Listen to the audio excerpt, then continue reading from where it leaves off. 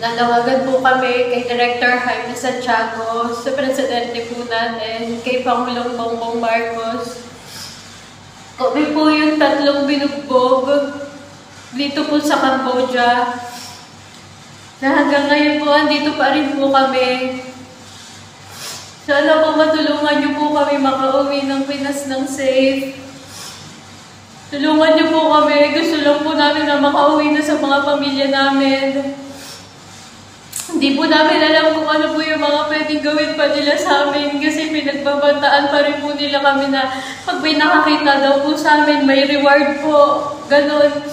Kaya natatakot po kami lumabas dito or hindi po kami makatulog ng maayos, hindi po kami makakain. Naiisip po namin lahat ng pagbabugbog na ginawa nila. Yung trauma po, yun lahat. Nandito po yung mga sugat na iniwan po nila sa amin. Kung nakikita niyo po, ito po. May mga pasa-pasa pa po kami. Dami po namin pasa sa lahat, sa katawan. Lahat po lang po pagbabugbog nila, hindi pa po namin alam kung ano ba yung mga pwede nilang gawin. Pinagbantaan din po nila kaming hanapin din po yung pamilya namin at patayin. Kaya natatakot po kami.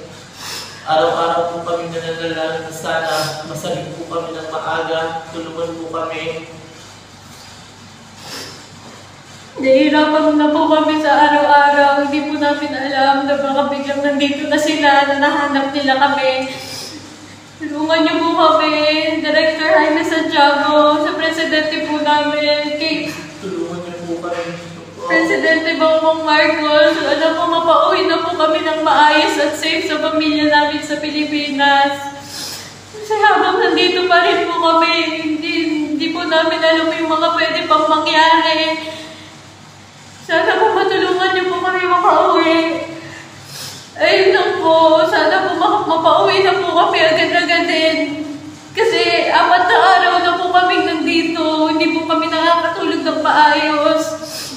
Traumatized po kami sa mga nangyari, napaparanoid na rin po.